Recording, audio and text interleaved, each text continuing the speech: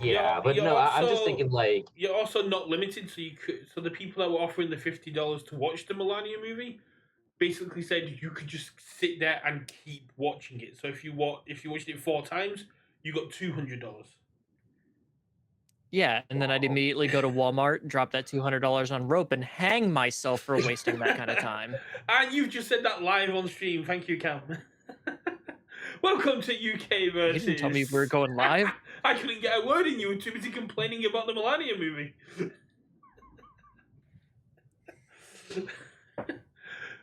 So, welcome Fuck to it, we UK do it live. versus. We're here with the amazing Combat X Power. We're going to be talking a little bit about the setup in San Antonio, how it is in Texas, some of the amazing events and plays they have within there, and if we get a chance, also talk about the new Godzilla set. And if you're a Godzilla fan or a new player coming into the game from Godzilla, where you can kind of where you should be starting looking at your universe's, I guess, progression.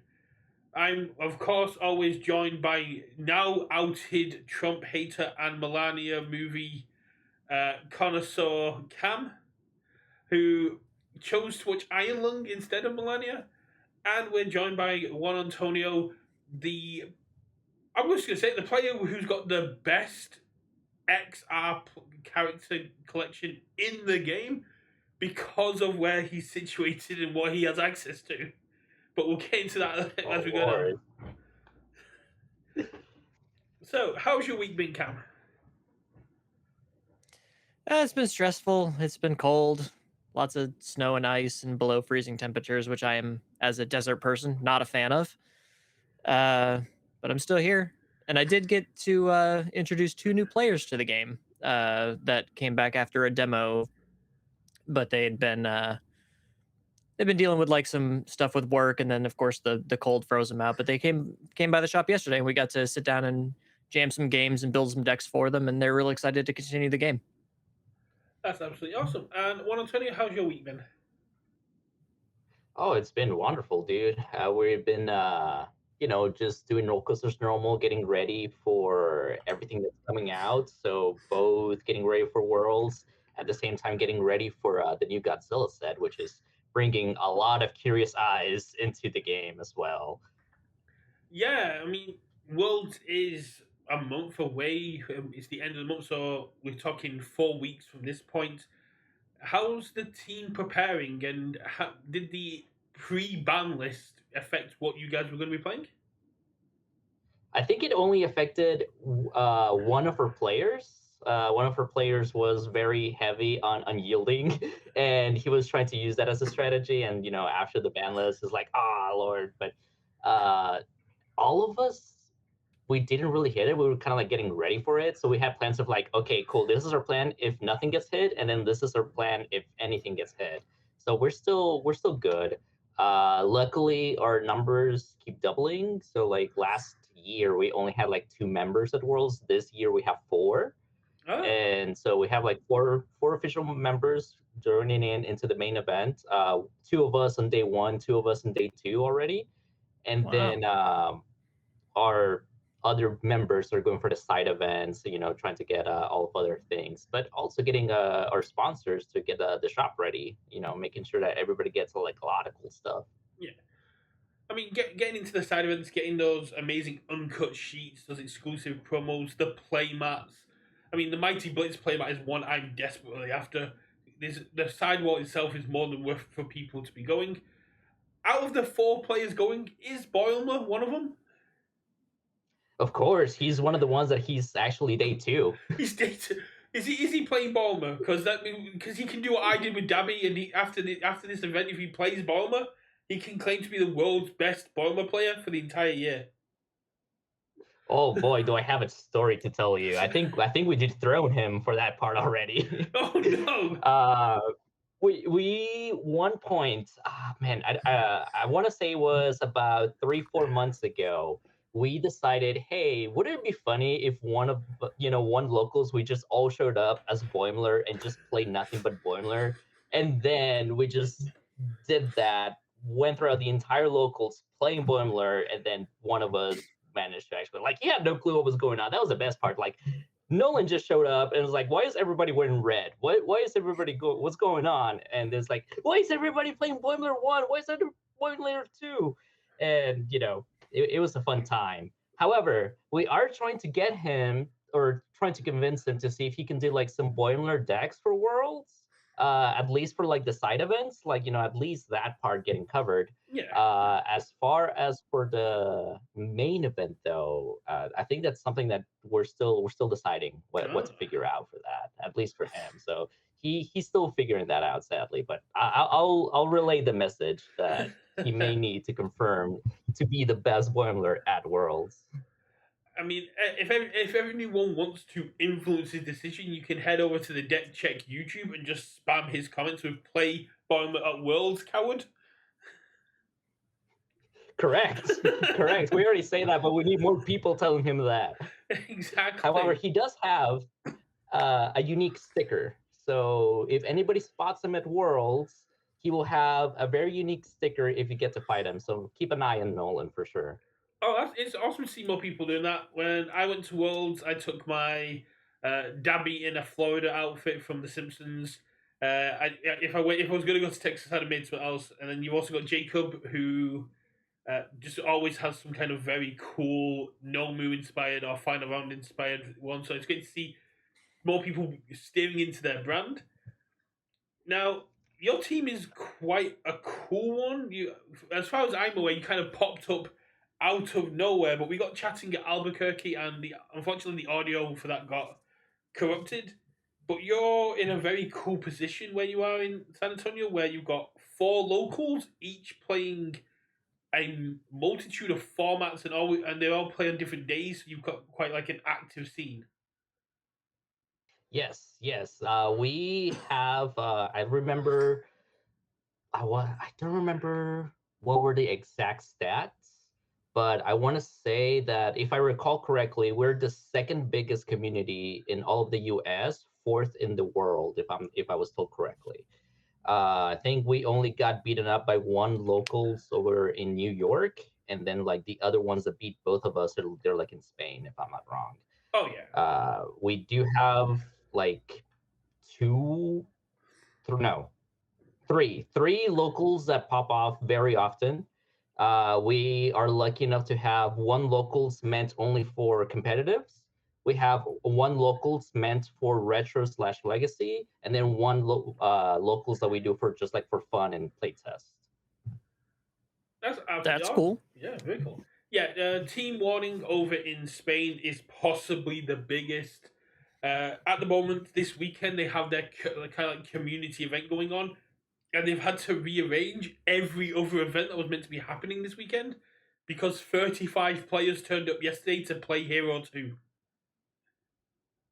Yes, yes, we keep hearing those numbers, and we're like, all right, we need to figure out a way to like step up, and we're trying to raise numbers. We have a solid average of between like 12 to 16 players that we get to play in our locals, and we're still trying to figure out like how to make them better. Yeah. Now, another thing that we have going on with that is that they're not like the same players. Like we will get 12 in one place and then another different set of 12 in another place and then different ones. So if we were to combine them, yeah, it gets a little bit bigger, but we're trying to like I think it's only on special events like pre-releases or like local championships when they actually kind of like want to get together. Yeah. And we're still trying to figure out ways to like we've done so many things for the community to make eyes turns towards the game or make sure like hey expose the game a little bit more to different players.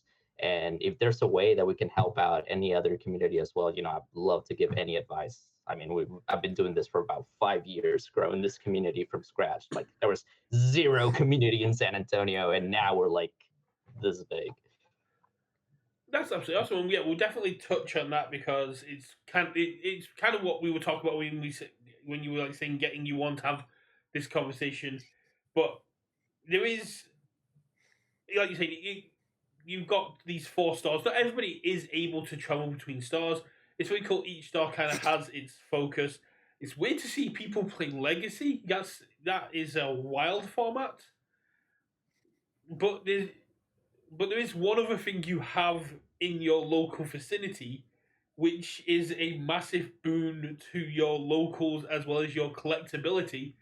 And I remember you saying that the Crunchyroll offices are just down the road from one of these locals, and sometimes the voice actors and people from the company pop in, and you've got some of the shiniest signed cards out there. Yes, yes, indeed. Here in San Antonio, we have the Crunchyroll offices not that far away, and therefore we get a lot of visits. Literally, just today, I just saw Phil Parsons, the voice actor who does Kenny Ackerman, and he also does Ingenium as well. And I'm like, I just got him signed, like it's in my backpack. And outside of that, like every month we have a smaller cons that we take advantage of. We like, hey, can we set up booth, teach, expose the game a little bit more, and do that little grain of sand to like help out the game a little bit more. And then it's like every 3 or 4 months that we get a bigger convention. Like so like for example, this small one that I just came from, it's kind of like on a mall where like it's only takes about like half the mall, and there's like smaller booths, and then there's like a room filled with like 5 or 6 voice actors, and out of the 6, there's like 2 big ones, and then like 4 that are like up and comers. And then on the bigger conventions, they're more like you know thousands of people showing up, and comes in with like the big names for the voice actors and everything. So that it is this very unique scenario, I have to say. But there's a binder that I'm working on that I've shown to some people. Yeah, I know for sure I showed you, you did. where Yeah, it's full like like all of the characters that of the people that I've met. It's like sometimes I don't even have to go out of my way. Like I could just like, oh cool, I'm showing up to my locals, and there's this voice actor like 10-15 minutes away. All right, just give me a second. Let me go over there. Can you sign my character? Thank you very much. And then we just put that in the binder and just continue on. yeah. No, it So was what really you're great. saying is, if we want to get voice actors at like regionals and stuff, then we should probably have UVS Games come over and visit your guys' stores because you guys have the hookup. We've done it before, actually. Rico Yeah, Fajardo went to nationals after I have a small talk with him at one of her events. Another one was Zena Robinson as well. That is like, hey, dude, do you just want to show up? So like, there's situations that have already happened after we talked to them. But so some of them can be kind of crazy, or like have events scheduled up. But yeah, there's our community is some of us, they call it like a silent giant. We've been there roaming, done a lot of things, and people don't know us until we actually like show up and like, hey guys, it's us. yeah. Zeno Robinson was a huge get for Worlds 2023. It, what was it? Yeah, it was 2023. It was it was absolutely amazing to see Zeno Robinson. I've still got my signed Hawks.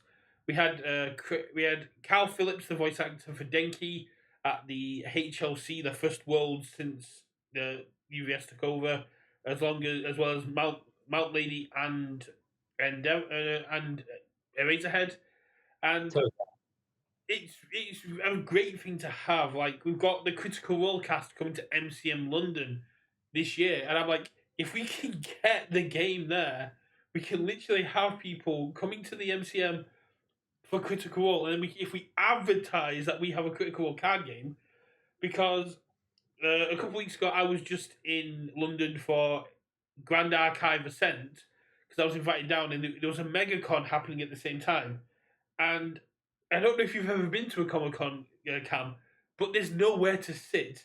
And if you see this hall with a bunch of empty seats that no one's checking you to come in, you go and sit down. And while you sat down, if you see people playing the cards and you see like all this anime art style, you go, yeah, I'll give it a demo, I'll see if I like it. And that's kind of, it's what we should be doing. We should have universes not in hotel lobbies or these like conference rooms. We should be opposite Comic Cons, like what you guys are doing. We should be there demonstrating the game, finding people that are already interested in the IPs, and going, well, come check out what's going on in this game where we've got Attack on Titan, Fairy Tail, Mortal Kombat, Godzilla, all these cool IPs. Invincible. Invincible Yes. at some point. Yes. Very excited for that. I do have to say, even though, like for example, in the city, as I mentioned, there's a lot of conventions going on, but this is, for example, this is not the only city that's it. Plenty of different cities all around the world. They have their own small conventions. They don't have to be super, super huge. Yeah. My biggest recommendation is like if you know there's an up and coming convention, that you see somewhere posted like, hey, this small or medium or whatever size convention, this convention is coming in. Hey, uh, sometimes they do reach out so that way, like as a vendor or something, you don't have to be a vendor. Like I don't vend, I don't sell anything. A lot of times I'm not even charged. All I do is go to the convention. I send them an email, or if possible, sometimes they'll have like little desk where they promote themselves. You go to the desk and be like, hey, I am interested in doing a booth to teach people this card game. And you go up them, ask them, and a lot of the times, like 90%, they'll say like, sure, just send us an email with your information, how much, and then they'll give you a booth because all they want is it's kind of like make sure that it's a place to pop off. They want people to have fun. So all it takes is for you to reach out, tell them I am interested in having a booth. I'm not selling anything. I'm just here to do demos and teach people how to do this cool fun game. And then voila, it's simple as that. And then sometimes they'll provide you with a table, and if not, you can just bring a table with a little cloth. I remember my first times I actually had to like I didn't have anything. I have to like use a cardboard sign to do like, hey, try this cool game, and had like a couple of binders with the cards with characters so people can see some of the mats. So that way some people can see the arts. And it's as simple as that. People will walk by, see what's going on. They think you're a shop, and you're like, hey, I'm not a shop. I'm here to teach this cool card game. Do you have like 10, 15 minutes?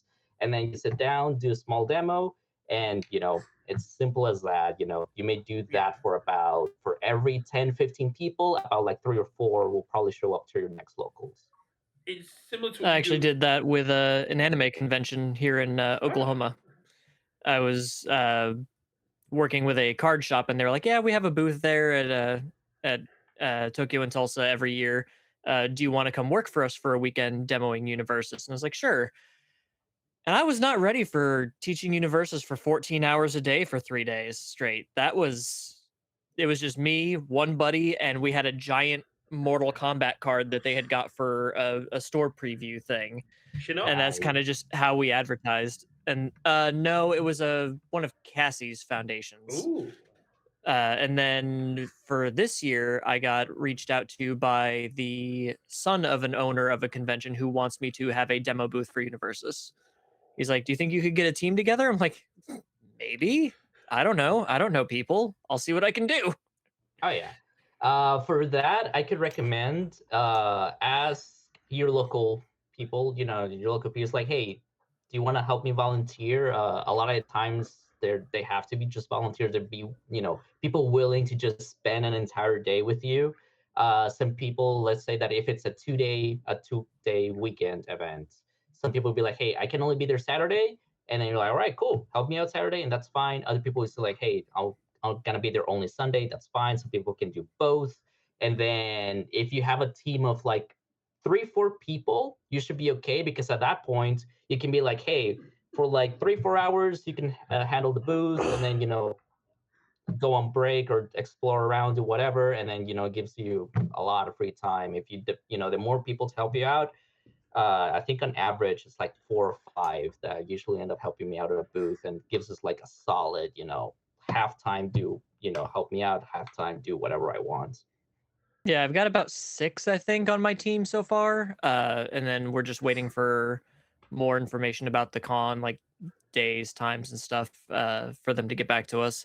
And then we're getting the local store that's in Norman, Oklahoma, is going to be sending us a bunch of product to sell or give away, like some older stuff, and make up some flyers so that be like, hey, if you're still here in Oklahoma and you want to learn how to play, if you enjoy this is where we play, and we can help with the store because they don't really have a con booth anymore because they used to travel, but they don't. But we're gonna put something together for them, and it's gonna be fun. Nice. That's always good. That's always good. I know whenever anyone's starting, it's always just to the basics. Hey, it's just a demo. That's it. Over My problem time, is yes. I'm not extroverted. I am such an introvert, and I'm the most extroverted of my crew, and that's Honestly, bad. I have to become basically a carnival barker, and dude, it's weird. I feel you. I feel you so much because that's as much as people would not believe. Even some of the people within my community don't believe it. I am exactly like that. That is the reason why I don't really make, you know, a lot. That's why probably I'm not that known because I don't go out and talk a lot more. I'm not very extroverted as much. Like I can be with the right people. Like if you're my friend, cool. Or if I see someone that I know, if I already know you, yeah, cool. I can probably talk a little bit more. But I have to force myself as well sometimes. I know how difficult it is to be like, hey, I don't want to do this, but like just jump to it. I definitely feel that a lot of the times in the booth, some of my friends help me out a lot more. They're the ones that talk a lot more, and I'm just there, be like, hey, I'm here to like answer questions and do a lot of things. But yes, Yeah, it I definitely feel feels that. like I'm putting on like an act or a persona, because my friends will see me like doing demos with people and cracking jokes, and they're like, "Who are you? You're not the guy Yes. that normally plays with us." And then the new people will like leave or go to the other room, and I'll just sit down and just collapse. I'm Yeah, like, I am so tired. it's It the same takes thing so that much out of me happens. to do this. It's the same that happens at regional stuff. You kind of feed off the energy of the event, but it hits you harder. Which is It's why at regionals in Louisville, I didn't do anything with anyone Sunday. I just stayed up in my room and watched Law and Order and only left to get Subway. That's it.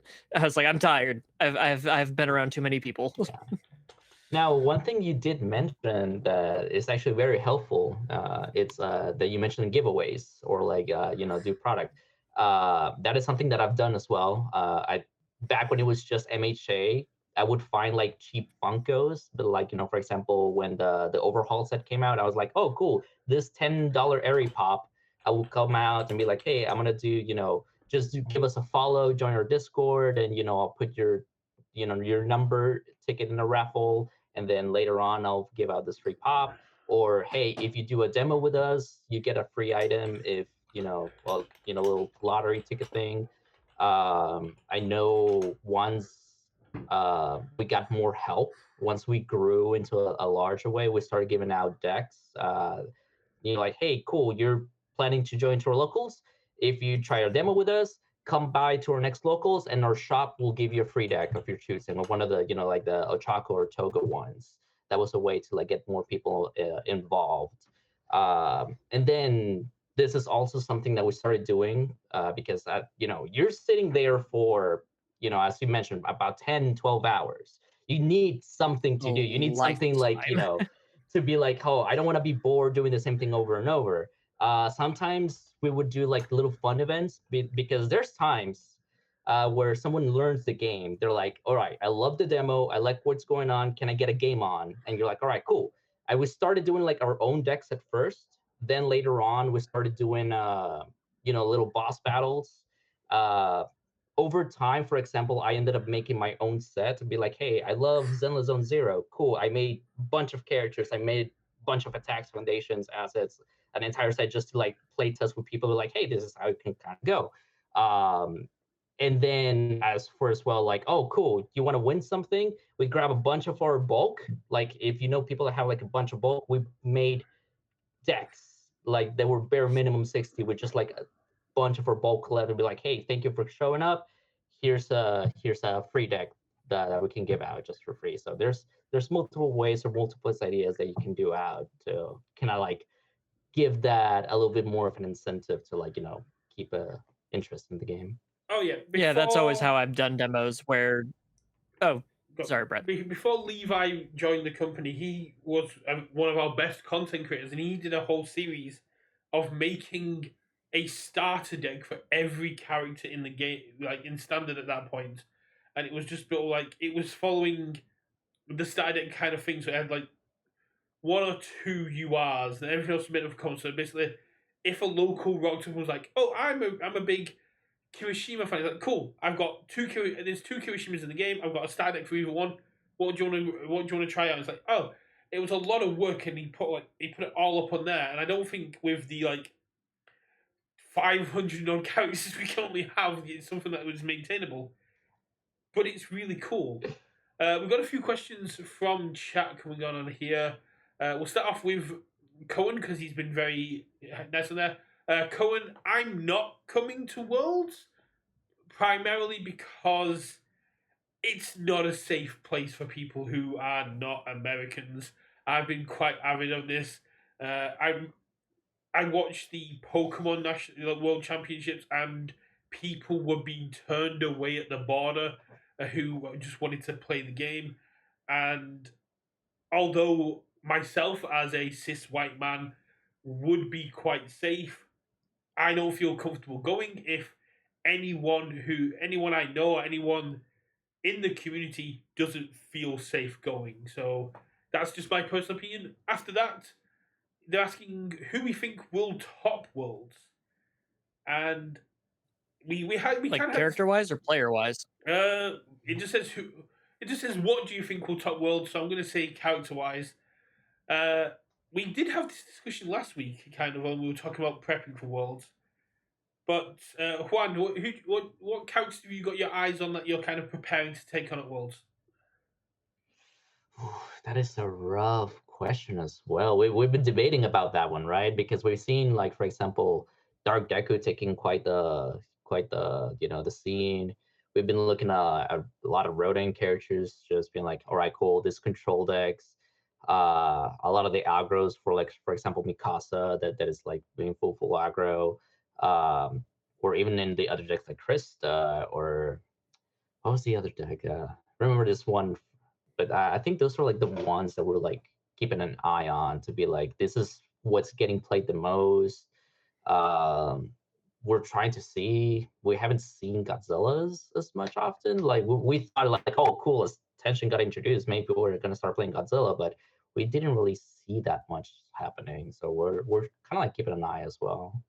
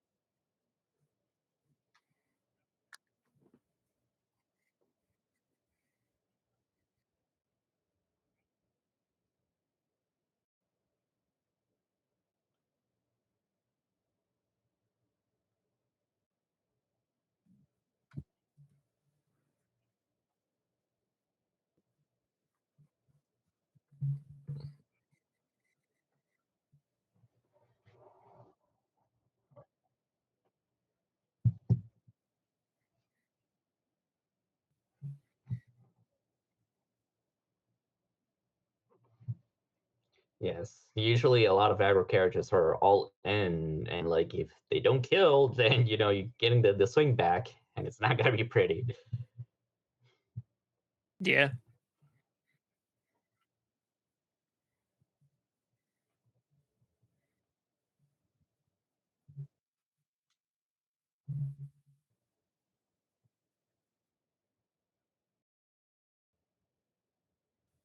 Correct. He's our second team member that made it to day two. So if he's on day one, then he has to make sure he tops to see Matthew on day two. Or if he's already in day two, then yes, he'll be ready. Matthew is probably one of our members that is like kind of like very much like he kind of knows what he's doing. Like he knows what he wants to play. Oh, Should I say more accurately?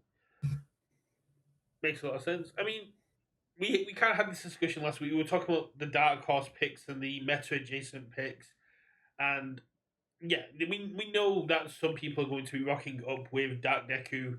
You're going to see a run of Godzilla because Godzilla has unyielding on face once per game. Uh, I think we're going to see Jacob Johnson and Matt Tyner pop up. It's the meta's kind of wide open.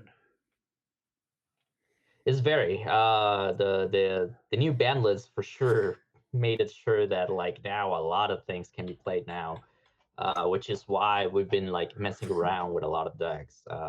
I know this is like what one thing that we do over our locals is we do try to play like we don't isolate ourselves. We just don't we have a lot of things going on that we just don't look at other things outside of our circle. So we have grown to see a lot of unique characters in the spotlight that have seen like a lot of insane plays, but then we're like, all right, cool. But how is that going to compare against like all the meta characters? So how is that going to work out?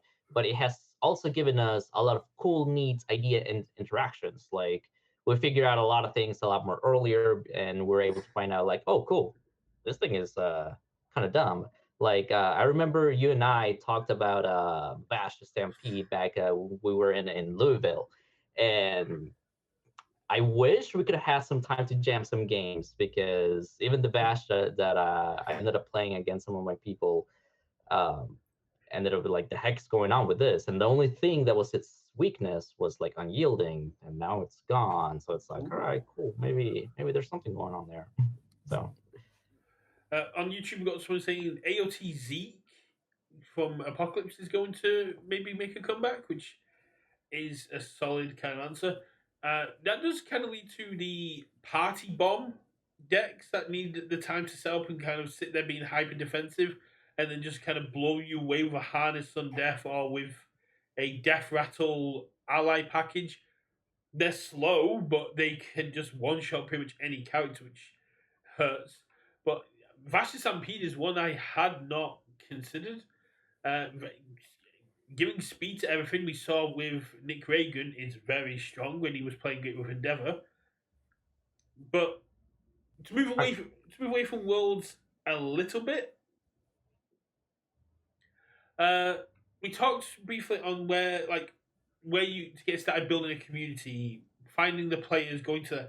If you're a player, where should you be starting? Like we this year we had this year we had the Star Scrambles, which were meant to be new player friendly ways to introduce the game to new players. With your 4 stars and abundance of players being the second biggest community in in NA, did Star Scrambles achieve that for you? ooh, so Stir Scrambles were kind of weird because yeah, they were meant to be kind of like a beginner player's first championship, but people were still wanting those top fours, right? So some of our players were like, I need those. And they started going to like a little bit more aggro and a little bit all out. But, they should not, like, outside of them, they were still a lot of fun experiences to be had. Like, it's still like, it didn't feel like a different locals. It just felt like another locals in a sense. It was like, cool, we got a locals with premium, like, things. So we still achieved the whole, hey, on our competitive day, we went all out and we fought for those top fours. But in the local chill day, it was more like, oh, okay, cool. We're play testing whatever, and we're gonna get our stuff.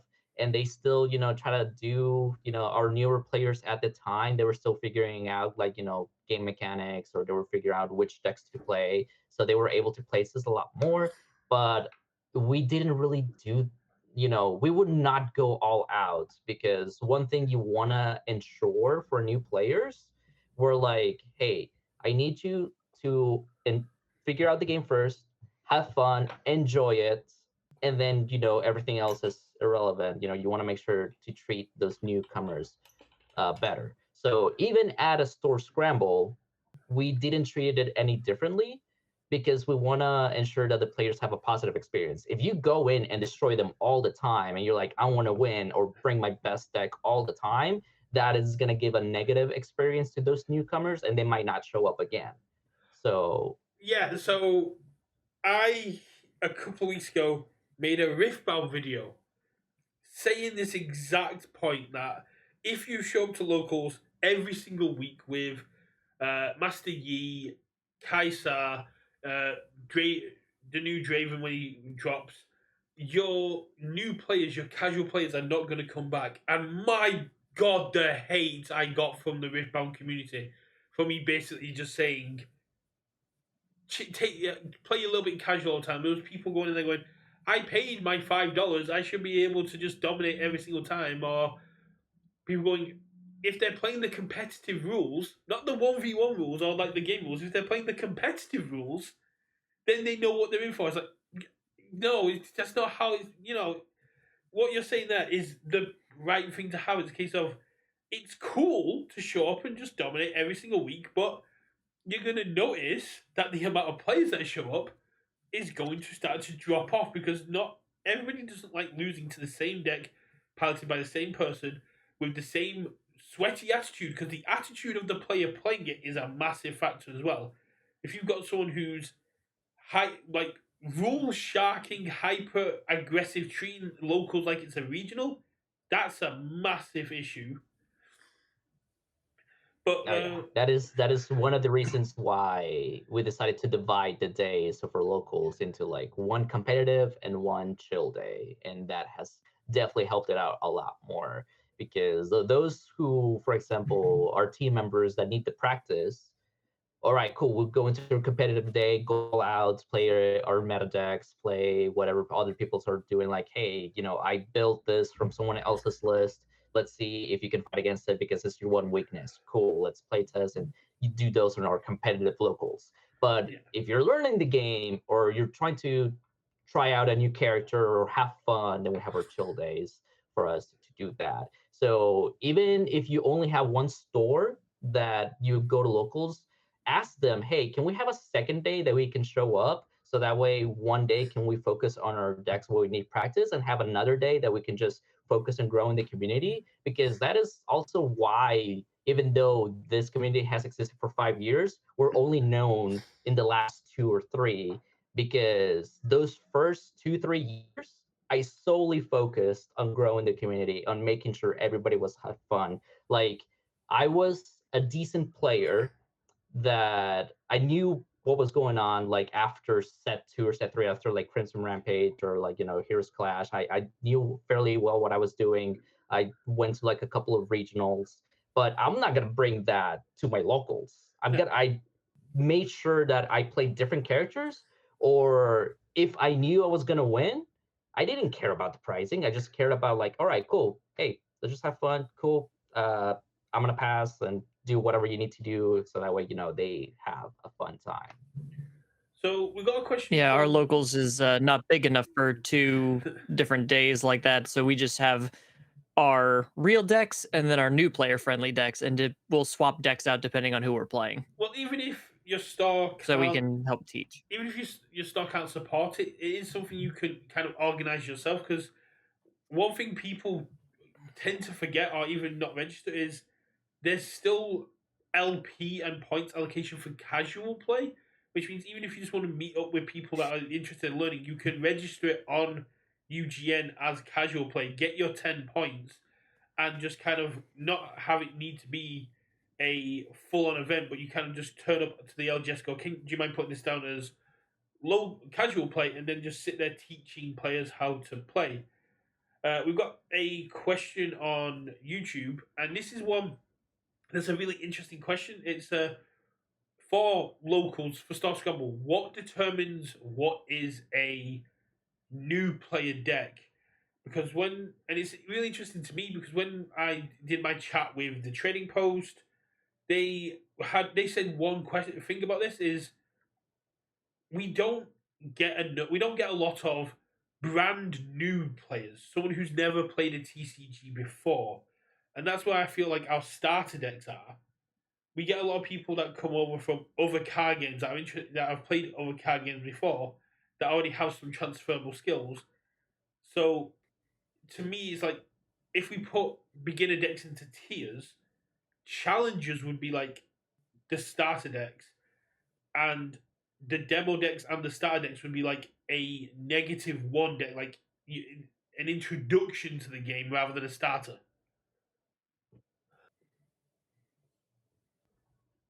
Yeah, I can see that.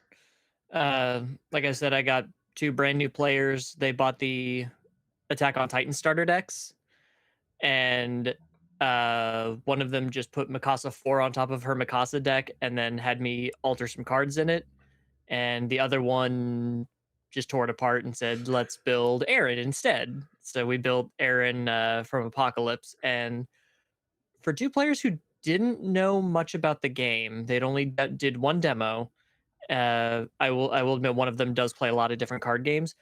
The decks they built were actually not half bad.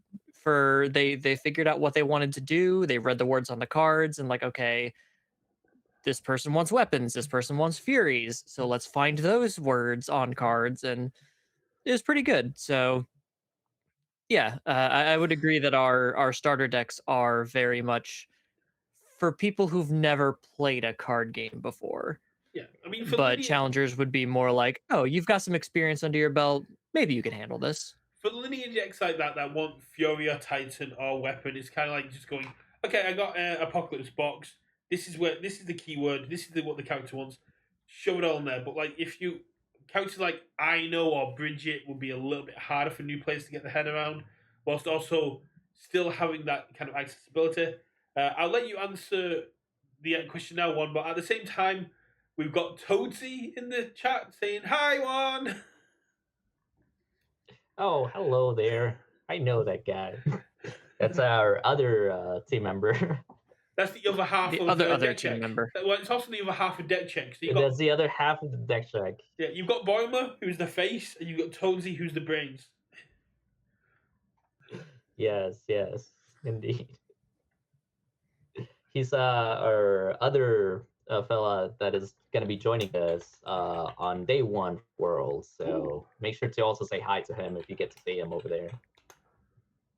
I don't think anyone's going. Yeah, but you know, people in the chat. Yeah, if you're going to say hi to everyone. Yeah, but rolling a little bit back, I actually like your idea of having two decks when fighting at the locals. You know, hey, having a serious deck if you know that the opponent is serious, and then having a different one in case that they're like a beginner friendly, which we've tried that before and had good results. So that's a good start. It's a good solid start. So like, you know, it's good that you're doing that. Yeah, I have my because I'm also the type of person who I don't really play like what the meta is, but I want my locals who do play competitive. They test on like TTS and online and stuff, so they kind of know where the meta is at. But I try to prepare them for the rogue stuff. I always tell them that I don't want the first time they see something to be at a regional. So I'm always bringing a new deck every week, and then I just have like the TMNT starter deck on me at all times, so that if someone's new, I could just bust that out and be like, I don't have to worry about dumbing down anything. It's just the starter deck, and it's pretty linear and chill. Oh yeah, no, I know that feeling. Back in my backpack alone, I usually have multiple decks. Like I have like the main deck that I'm playing that day, depending on the situation. I have the demo decks, like the Arami Casa that you use just in case, like, you know, we've had situations where, you know, people walk by and like, hey, what's that game? Like, all right, cool, this is Universus. Let me teach you if you're interested. I have like, you know, my player friendly decks or something I'm play testing for fun. This is something that happens only over here, but we you know, more often I have my old retro decks in case like, hey, all right, cool, you want to play a little bit of retro, let's go ahead and do that. So like one deck for like everything that you know, depending on the situation. I'm like, all right, cool, I'm ready for a game, just tell me what type. Well, what are you in for? Have you guys seen the lesser known Pokemon animated series where you follow Red and Blue? It's like a 4 to 6 episode anime, and it's stuck. One scene kind of stuck with me throughout the entire thing, and it's kind of like what you were talking about here. Red walks into Brock's gym, and Brock goes, "Oh, how many badges you got?" And this is my first. And he gets like 6 Pokemon. He goes, "Okay, then I just need these 2." Yes. And it's like that's the situation. You have your Yeah. decks going. What level? Yeah, how comfortable are you with the game? Oh yeah, it's not Chronicles. Yeah, I think it is Chronicles. Is it But yeah, Pokemon Chronicles? but Yeah, that's that was really cool. that's the Mhm. kind of way I see it as a Love kid. that scene too. The way I play and the decks I play will reflect how comfortable you are with the game. I'm not going to go easy on you, but I will match your. I'll kind of try to match what you're doing. So I'm not going to bump out a Puma Soul equipment heist deck against you if you've been playing a week. However, if you tell me you're brand new to the game and then you pop off the Bridget Infinite combo, I'm going to be like, okay, I need to reassess. Yeah. Yes. I absolutely do the same thing to where like my goal is I will never win a demo or like a practice game with a new player, but I will use it mainly as a teaching tool, and I don't go all out. I'll do some fun things. Like I've got a 3M Shishiwakamaru deck, and I think I drew my first attack on turn 4. So I was already having some bad luck, but I did pull off uh massive mutant machine. I was like, yeah, I'm just gonna give this 5/5, and the look on my rival's face, this brand new player was like, that's a lot of numbers, Yeah. and they were still able to block it, but it was just one of those like get their blood up, get their adrenaline up. But I very much agree with the whole match their energy. I remember doing a demo at the anime convention, and a girl who had been playing card games all her life sat down, did the demo, and she's like, "Do you have like some real decks we can play with?" So I pulled out some decks. I'm like, "Yeah, we could play." She goes, "No, no, no, no, no. Play for Real real." decks. Yeah. I'm like, Oh. okay, and of course I'm still holding back a little bit, but as she kept like understanding and she was figuring things out, I was having to try harder and harder to not let myself fall back, and it was really that game got freaking intense. Yeah. But it is really fun when you can see in their eyes, you see the gears moving, and when it clicks, Yeah. and then you see how much fun they start having. I did a Yes, demo I agree. I, There's I did sorry. some. Now I was just gonna mention. Okay. Go on, I'll let you go first. Sorry. I'll get. No, I was just gonna mention how we had a similar conversation. This was for fighting games, but it still applies with this. Like the whole, it only becomes more fun as you do that exact same thing, where you start and teach them, and you don't do anything, and then you just don't. You want to make sure you get exactly at their level. You don't want to beat them, but you want to give them like, oh, cool, it could be anyone's game, Yeah, and you know, But lose yeah, but make it look good, as Broberg would say. I had a similar thing last year when I was doing like the Attack on Titan demo kits in Wales. We had people playing the demo like, "Oh, we've got anything that's a bit more complicated?" Then you put on the challenges, and then they go, "Okay, but I've got this deck." It's like, "Can we play a real game?" It's like, "Well, if you want to play a real game, fine." I go, "Here's my Dabby 1/4 deck," and like, "What?" I go, "Okay, cool. Knockdown blow. My next attack gets -3 difficulty and +3 damage. First enhance. My next attack gets +3 damage. Female Titan attacks. It's now an 8 high for 14, and I'll give it +8 damage and throw unless you destroy each of your ready foundations." And they go, "I'm sorry, what?" It's like, you wanted to play a real game. yes. God, I haven't heard Dobby 1 in forever. My God, I miss that deck. I miss that guy so much, but I get to claim being the world's best Dabby player till the end of time because he can no longer top a major event. Hey, don't let nobody steal that from you. Hey, Until Retro Worlds and you lose in a Dobby mirror match in finals. I I Dude, mean, we're so excited for retro over here. As I mentioned, we do that like weekly, and when we saw that, like, oh, cool, retro's officially getting supported, let's go. I know we've been doing every year like a retro draft league that's been popping off ooh, very a lot, and where we just like play with older sets, and just like, hey, cool, just build what you want. Our good old friend Tony over here, he's kind of like our guy when it comes to like any older stuff because he's been playing since like the beginning. oh He's yeah. one of the OGs that got since like Penny Arcade. So like a lot of Oh my crap! questions or anything, we were like, hey Tony, help us out with this The oldest old of things. gods. Yes. So we're very grateful for him. So who's your favorite retro pick right now? Like my own personal one, like a Yeah. character. Yeah, Lilith. your own Lilith Lilith. 2. Lilith Oh, 2 from Street is Fighter versus Darkstalkers. yes. Yes, that's my Okay, character that not is like, hey, bad. you want to have a real serious retro match with me? I'll play that one. But outside of that one, I want to say I got Mai from King of Fighters. Uh, You gotta narrow that down. There's like 6 of her. Playable in Retro 3. Okay, there's like 3 of her. And I would play 1 building into 2 and 3. So that way I can go into like just make sure everything gets big. Um, but outside of that, we just have like a lot of different funds. But what's another one that I normally play? Elizabeth. Elizabeth is another one that we just like just Yes, my girl all Queen mill. Elizabeth. Yes, we end up milling everything. We have our other guys playing like rando, just like, hey, cool, just make everything big. Just why not? Everything passes the check, sure. My most Uh, disappointing thing in Louisville was playing into a rando as Twinkle Murdoch. Like, here, I want you to have 8 momentum so I can OTK you with distraction destruction. Cool. Yeah. I'm never gonna have 8 momentum, but I'm gonna get like +9/+9 on everything. Oh my god. You reminded me because one of the decks I used to play a couple of years back when it first came out was Ragdoll. Because I would just play Ragdoll Evil, play all the Twinkle Murdoch stuff, get all the momentum, use the once per game, find the one check. Hey, by the way, GG. By the way, you're done. Yeah. Uh, But yeah, we I never got a chance to play the Pixie Bob Twisting Azure deck, which was fun. Because you just play Twisted Azure, then you use Pixie Bob to just go get a bunch of actions, and you spam a lot of actions that'll clear themselves or draw more cards. That's why Azure got banned. We got someone in chat saying Eden Ein is their retro pick. Now that That's a attacking, fun one.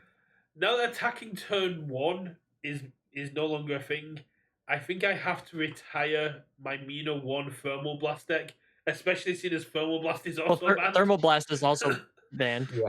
But Yeah, I gotta go back and redo my Hermit School video for retro now that they changed the rules on me.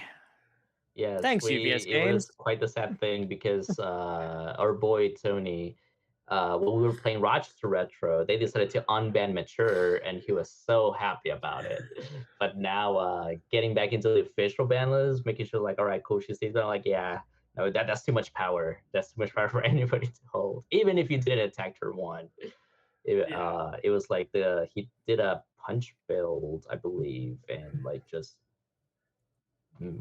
make sure he destroyed us with all the ninja sets. Mature was not a good character. She was not fair. I got a bunch of cards on eBay like a month ago, and I was going through them, and I saw Mature, and I messaged my friend going, "I'm going to play some retro." It's like, yeah, that's banned. That's on the super ban list because you just that's when like deck building was 59 cards plus character, and it was 59 attack Mature. Yes, yes. I there's remember talks about like we would go to like Tony and be like, hey, why is this banned? It's like, do you want me to tell you? Do you want me to show you?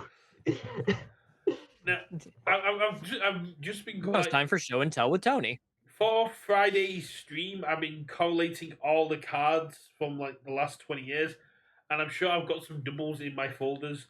But I'm trying not to look at them, but I came across one that immediately just kind of caught my eye. I'm a big fan of playing Vega, the one that commits in response to a check and says if they pass it, you get to ready. But then I saw Time Man, and I'm like, I just need momentum, and I get to wreck your day. What is this? Yep. Yes. I loved Time Man back in the day. And then his attack, like Time Warp or whatever it Time was, Stop. as long as it's in your card pool, your rival's attack skip, check skip -1. Yeah. That card's dope. Yeah, I used to Yeah, play it in dude, Vega. I'm just looking at it going, if I play Tension Time Man, I just get to laugh at them. Oh yeah, a lot of the characters got a lot more stronger with the more new stuff that got added over time. Yeah, I have not put in a lot of retro thought with tension mechanics, but that's something I'm gonna have to go back and look There through. are some dumb things. I'm telling you that. Oh, I absolutely believe it because it's retro. It's full of dumb things. Oh yes, oh yes. But Um, getting back, like trying to swerve back onto the point. So if you're a new player, you've done your demo, you've seen the games on there. Where are you sending them after that? Where are you saying for them to start their kind of collection playing journey? What's your recommendations for them to start getting hold of cards? all right, so that is a great question. Whenever we bring anybody new that, let's just say they just finished the demo and everything, if you're starting from scratch, let's just say it's literally just you in the booth, you can always say, "Hey, we're having red locals this week. At the end of this week, or like sometimes a lot of the conventions were like in the weekend. We're like, hey, are you free tomorrow? Tomorrow we're having our locals. If you come by, as I mentioned earlier, like if the store was nice enough and they have like some extra product, cool. Here's a free deck of your choosing. Or if you have time to build like a deck out of bulk or some extra rares that you have, here I can give you a deck, or sometimes some people, if you don't have time, you can lend them. Like, oh, I have this deck that I don't have. You can borrow it for this locals only, play it around. But you want to send them to locals. Once they're at locals, they can buy one of the challengers, one of the starters. A lot of the times, that's what they do. Sometimes they'll buy a couple of packs, or if they're wild enough, they'll buy like a box or two and just build something. Be like, they open the box and be like, "Hey, you want to help me build a deck?" And then you're like, "Sure, cool." You sit next to them, help them build a deck. Over time, since you know as we've grown, we brought in combat power with us to our events. So we're lucky enough to like we set up our booth and then they set up booth next to us. So if they show up and be like, "Hey, do you want get more cards, more stuff?" Cool, just follow us here to our right. You'll buy your first starter deck. You'll buy your, whatever cards you need, whatever singles you need to build that deck. And then sometimes we'll deck build within the same place. And then again, you mainly want to tell them to show up to next locals. You want to make some sort of incentive that they want to show up, and that's how they able to get like all the cards that they need for that first deck. I mean, one of the big selling points of locals is the loyalty points. The fact that when they show up, when they play, they can use those points towards sleeves, dice, cards, promos, playmats, more product. It's as much as I'm not a fan of the Redemption store for new players, it's a good incentive to get them keep coming back to locals. Yes, the promos definitely help out a lot, especially like the promos that they show up in the loyalty store. They were like I believe I already mentioned a binder. Sometimes we'll bring out a binder to show off to the players, be like, "Oh, look at all these cool stuff." And when they ask, "Hey, how do I get this?" Like, "Oh, you can only get this when you show up to locals." Like, "Hey, you come to locals, you get all these cool things." And then, that's when they start doing it. I think whenever they did the champion cards for the loyalty store, we ended up getting those, and we put those in the folder. And whenever we show them to some of the new players, are like, "Whoa, what's going on with this?" Like, "Oh yeah, if you win worlds, this is your prizing." And that is already being an incentive for people to start showing up to locals and start taking the game a little bit more serious, because they're wanting the prize that we all trying to sort of go for. Yeah, that is Yeah. like one of the biggest selling points for this game that I tell people, because I'm like, aside from like money, what could you even get at these other games? You get like what product? You already get product from your local store. I can make you a character that your friends would want to play. You could become a legend. You and could become that's Oh yeah. immortalized. and that's one of the cool things about regionals that you guys are getting this year is winning regionals gets you a backup now, so you can take over one of the backups that would come up this year, any of the backups we currently have in the game, and you get to slap your face on it. You can have a team combat power. Well, there's not even lower decks, but you can get like a team combat power Sean Gilmore. Yeah, there's a lot of ideas that we're already thinking, like, hey, we dream about like which backup would I be if we win, and we have some interesting takes. one of us, they're like, hey, can I just become Nine Titans? Just become a banned character, yeah, banned card that we just can't play no more. And it Some of would us be were fine like, if they just gave it unique. If right? Garrett Brett wins one, I need a Nine Titans with him and his 6 character cards behind him. Wow. Yeah, all the different arts from All his, different arts. or at least him and all the different like Yeah. But yeah, outfits from his different cards. I seeing don't. as you brought it up, Yeah. what backup would you want to be if you won regionals? Oh, man, if I were to win one, I would. I'm thinking either Kiyomi or the Mondo Gecko, Hmm. because air is one of my favorite symbols, and those are the ones that I use the most. So, either being like a cool, elusive Mondo Gecko to just like do that, or be like, hey, I'm part of the same clan as Kiyomi. Just, I'm gonna help out my Mikasa deck with my own backup. What about yourself, Cam? I was just scrolling through backups because I figured I'd be the next one to be asked. Since I'm assuming we won't be able to be the shift side of attacks. So you can't be like colossal titan attacks and just be a 10 difficulty backup. Man, I would probably want to go with either Anyankopon or Cynthia Utrom from Teenage Mutant Ninja Turtles, because just ignoring progressive difficulty or ripping out my rival's hand, those really feel like they would be parts of my strategies. So that would just be that's kind of what I would think. Now you see, I'm in the opposite camp to that. I think shift attacks should be allowed because when you search Well, yeah, backups, when you search backups on UGN, the shift attacks show up. So and it's they are classed as backups, and I 100% want to be Igris. It's just what. well, Yeah, if that's a we very if sought we are after. including Yeah. shift attacks, I would either want to be Smiling Titan attacks or Colossal Titan attacks. Gotta be Igris because it's one that you get to keep just bouncing up and down. The big question is if they do allow shift attacks, do you get art on both sides, or is it just like Igris turning into me like? Eh?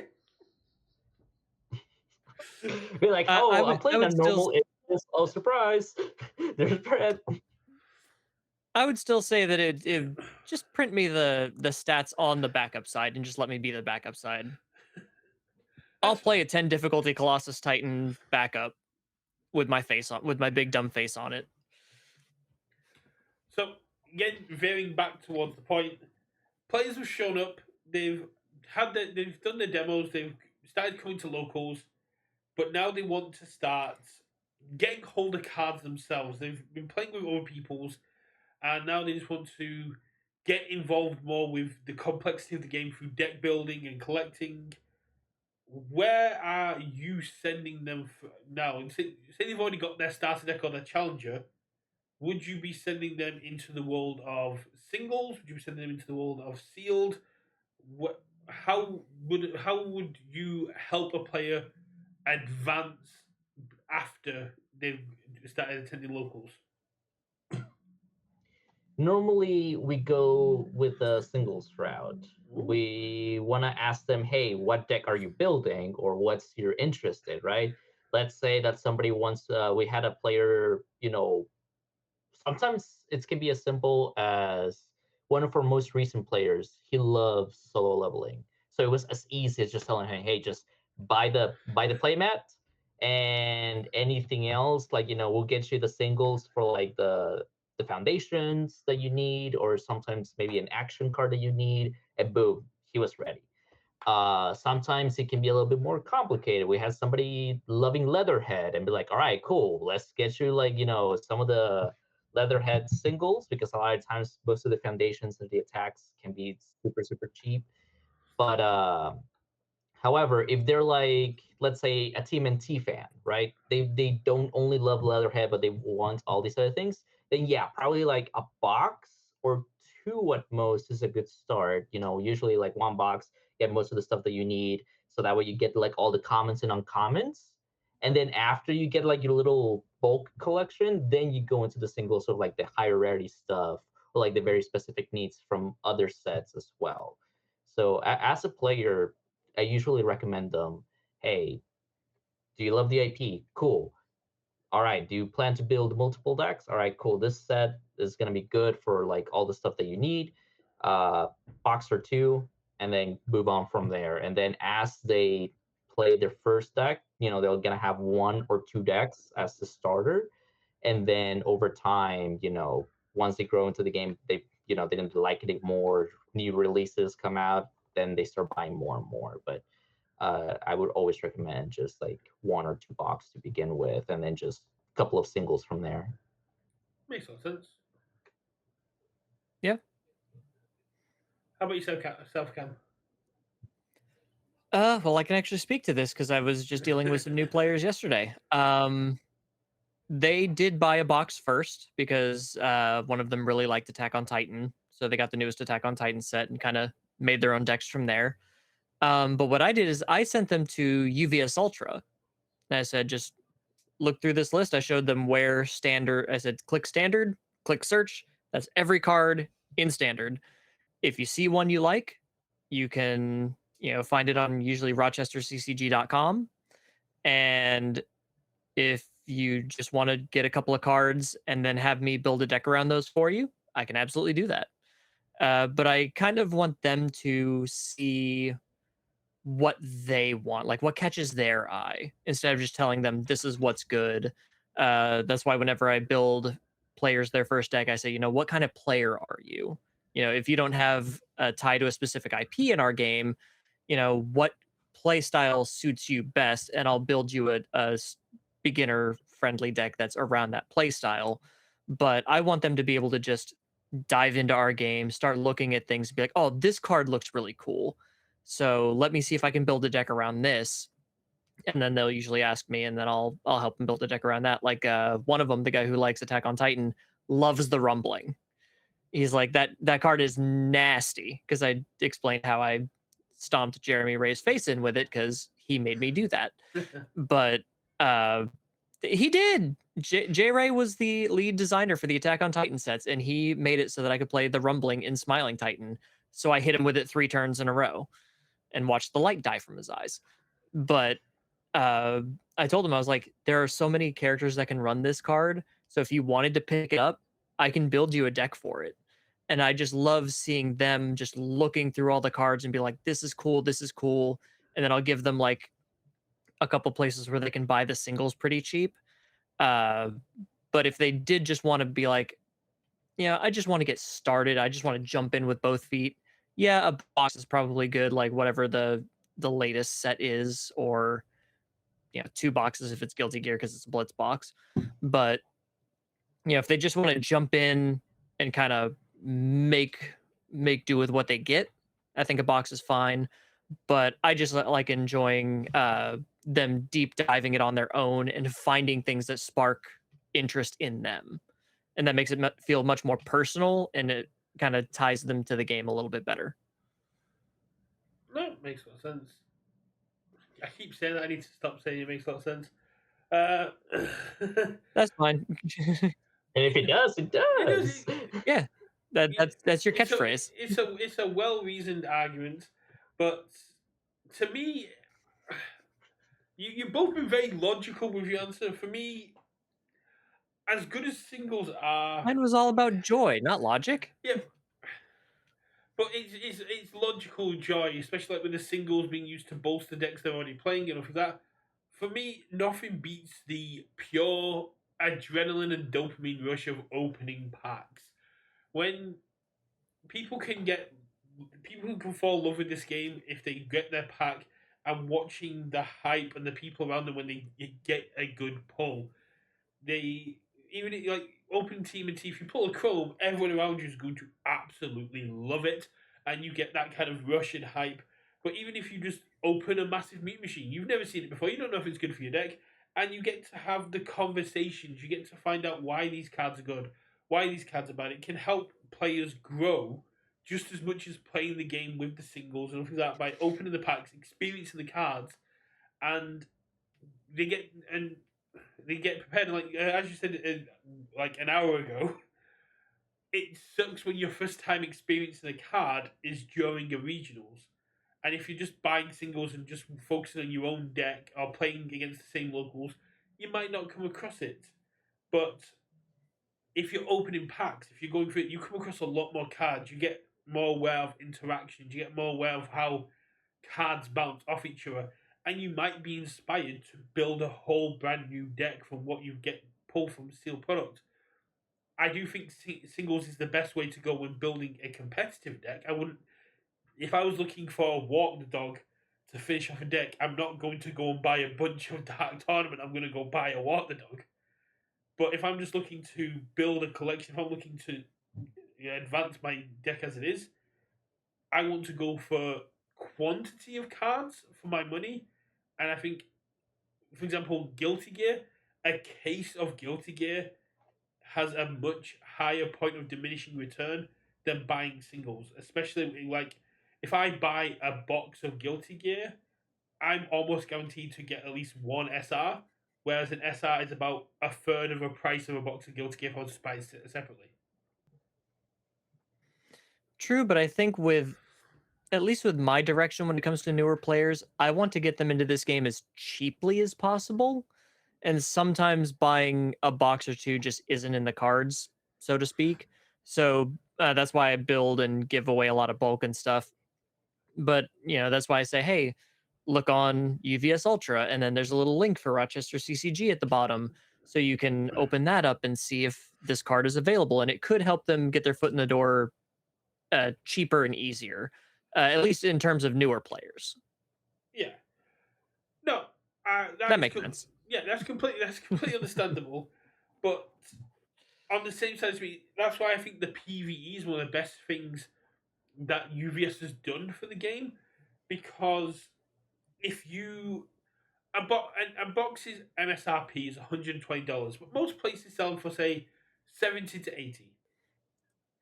If you can get people get for Critical Role or for Timothy or for Godzilla once we see the PV, because we know it's coming, you can go, okay, you want to get more into deck building, you want to get more into going the game. Here's a cool thing we can do. We can go in on a box with 4 people, so $20 each. We all buy a box. We get 6 packs, so you're immediately saving money from the 6 packs because you've saved $10 from getting the packs. And then we're gonna build a deck. This will help them get their head around deck building, card synergies, and then we're just gonna take on a boss.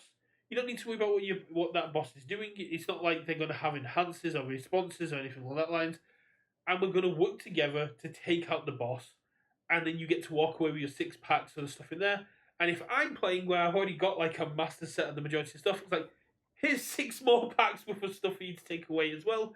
And you've had a cool social interaction, the dopamine of opening the boxes, and you've kind of honed your skills a little bit in every aspect of the game. And that's what I love about that's why PV is one of these big things I like to push for new players and like learning the game experience.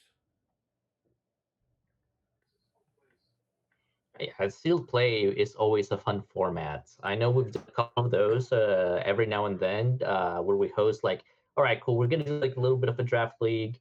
Let's buy a box, get a box for all of us. Sometimes we chip in, hey, it's like 4 of us. Let's divide the cost of the box by 4, and then we'll grab some packs, and then turn around, make our own little small deck. Like it doesn't even have to be like a full one, and just like do that for fun. We've used those even as our side events over there when we're trying to teach. It is a good opportunity. I do agree that that's a great idea of just like a way to introduce not only like the game itself and the mechanics, but also expose other characters that other people have not seen before. Like hey, maybe I just don't like this character, but I like what it's doing. And that's a way that we've found out like a lot of cool niche strategies or like niche little combos with other characters as well. Yeah. Cam, you look deep in thought. No, I'm gonna be real for it. I'm kind of drugged right now. I had to take a lot of allergy medicine because all of this cold has got my sinuses messed up. I am struggling to stay awake right now, so that's why I'm trying to be like really like intense and focused because I can feel like my vision glazing over. Well, So if it gets I'm too just if it gets too bad, I'm fighting for my life right now, Di. we won't keep you too much longer then, Cam. But we'll keep going for a Oh little. no, it's cool. We can keep going. But I just wanted to let you know I'm fighting for my life right now. You got this. I got this. That, and I was also looking up MHA Set One booster boxes online because one of my new players really likes MHA, and she's sad that a lot of it's rotating. So I was like, well, we just got this new Hero 2 format announced where you could play all the old MHA stuff. Yep. So I found on TCG Players Set One for like $40 a box, Yeah. which is pretty good. And she loves MHA, so I'm gonna try to convince my more usual locals to be like, hey, you guys want to do like a Hero 2 tournament like once a month, something like that, so that we could play some of these older cards and Oh yeah, bring those more events are people in. usually super helpful, dude. Yeah. I mean, that is how our retro started. Like we just did like, hey, we just played the old stuff, have like a fun day to relax and have fun and buy like old boxes as you're doing. It definitely helps out. Not only for like the players, but sometimes even the stores. Like if stores bought like a Yeah, bunch of get like some. older stuff and they just couldn't sell it because now it's rotated. Like, hey, no, we'll buy from you still.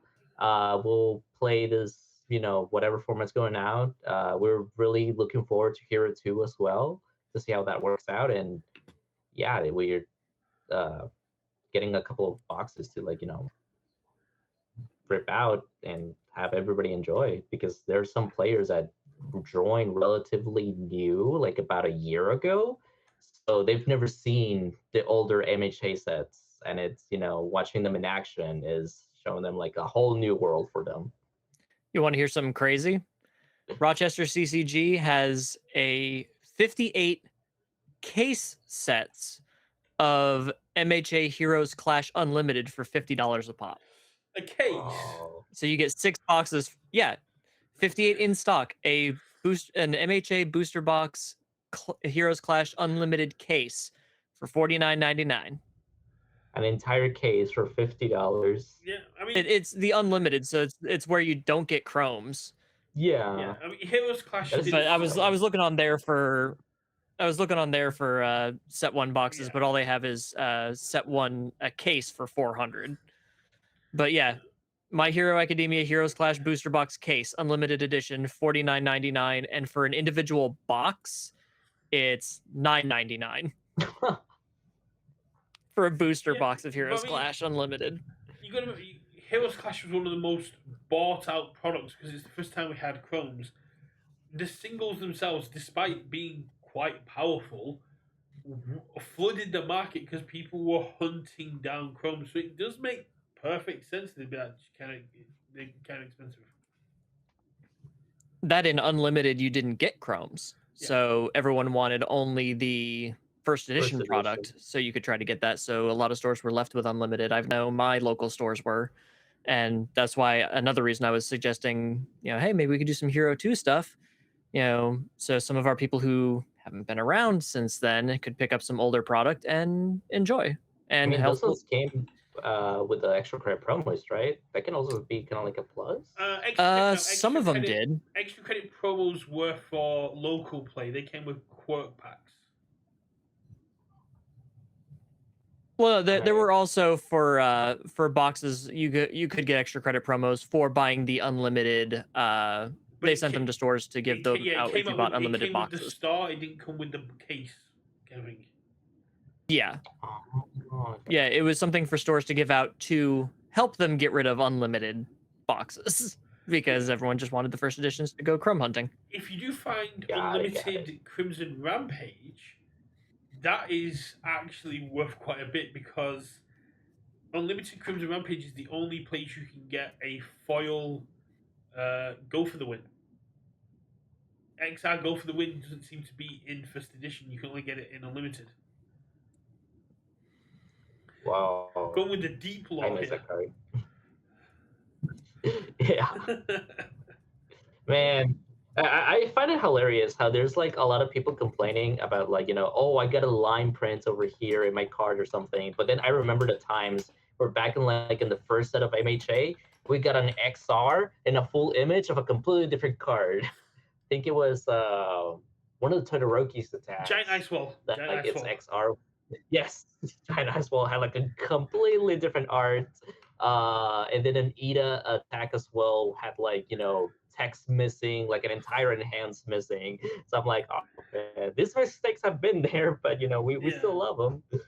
The first worlds I played at, I because we didn't get first edition set one here, I picked up 4 giant ice walls because it's the ice storm art on the ice wall. They both have the same symbol, so you play one is like, especially when like that's when webcam was all over the place. Like you playing XR giant ice wall. It's like, is that an ice storm or a giant ice wall? I don't know. It could be either. So you said Yeah, just trust unlimited me. edition Crimson Rampage, Brett? Yeah. So on TCG Player, there's a seller called The Gaming Company Ooh. that has almost 500 unlimited boxes for $24 a pop. Now you see, TCG Player, however, doesn't send to the UK, so that's just sad.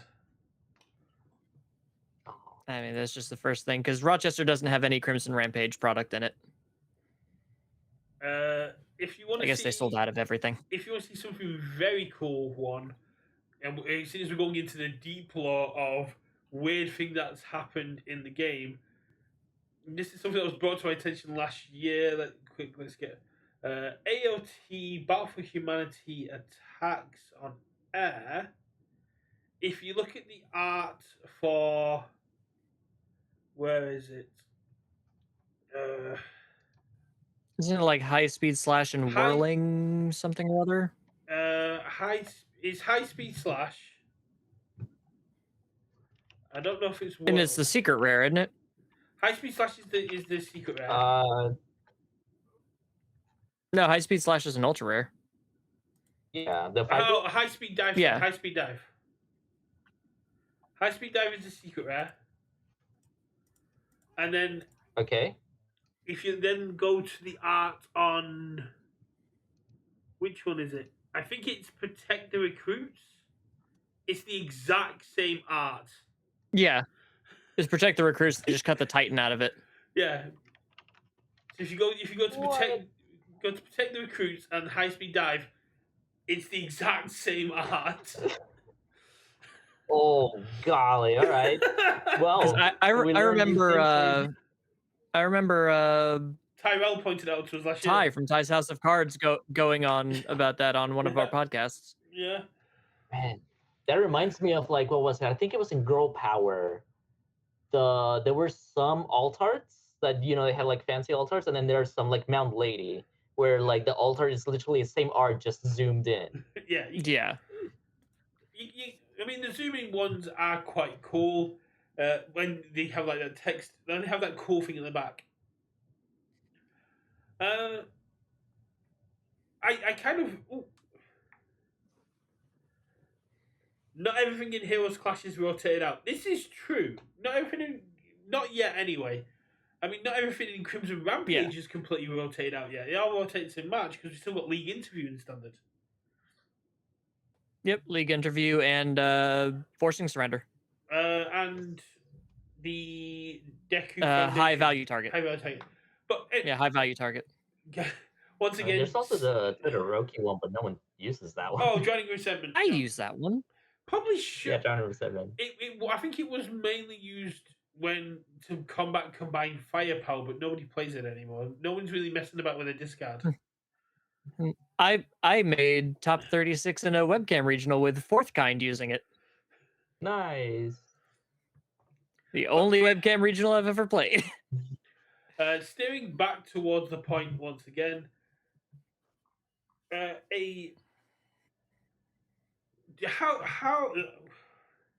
trying to find the right words for this to also get Cam more focused on the point than not like getting lost in the question. Do you think I appreciate it.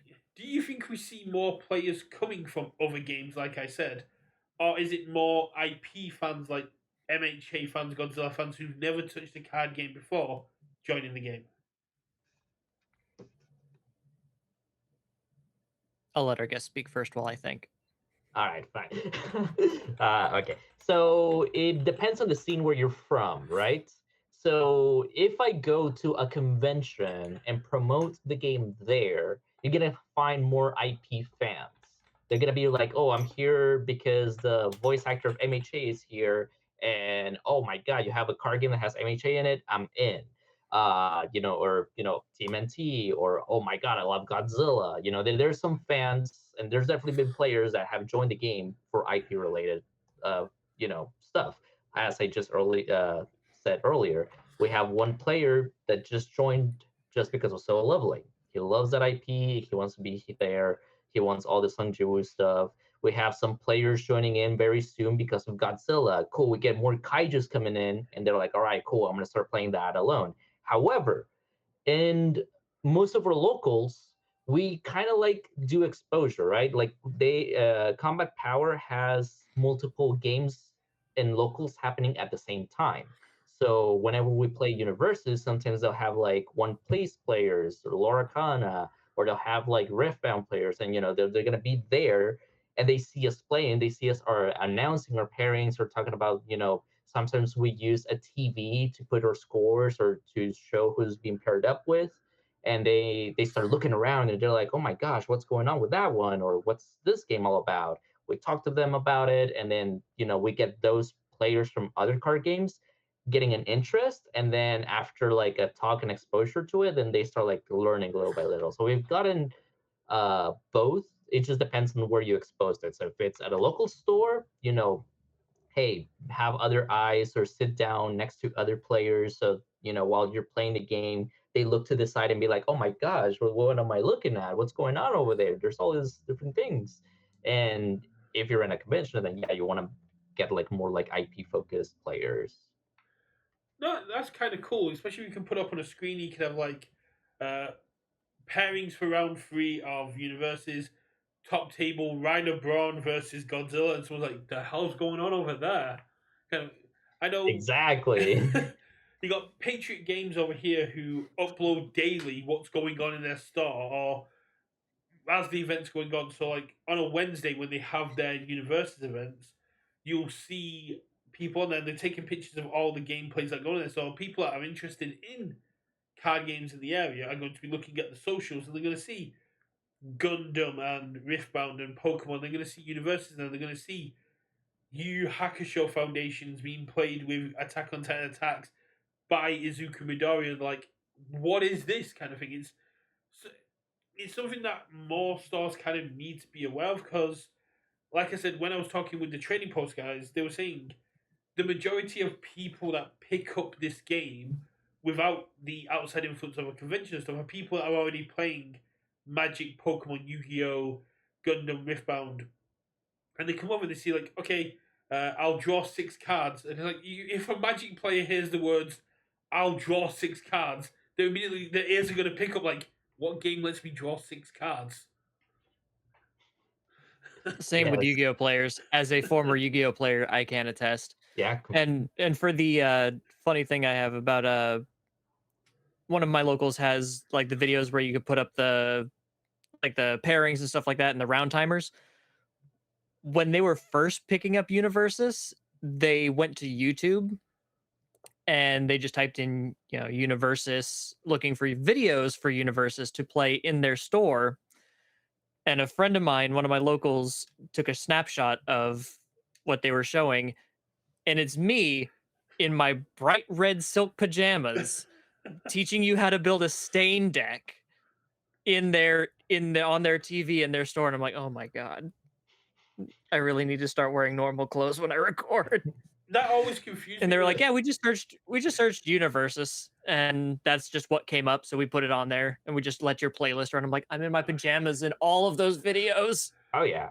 Sometimes it comes down also to the store as well to like promote the game more. Because I know, for example, Pokemon Magic, they don't need like any more promotions. They don't need any additional posters. Sometimes, people already know, hey, this game is popular, they know what they're going for. But for Universus wise, they'll have like some of our stores put in all the posters. Every poster that they get, they put it out. And sometimes we, if we don't have the pairings, sometimes what I get to do is like, oh, cool, we're having a Guilty Gear pre-release.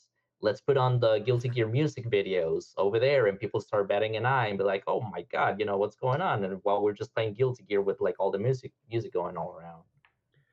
Yeah, Yeah, and it is really important to have people in the stores that are invested in the game, not just as like selling it.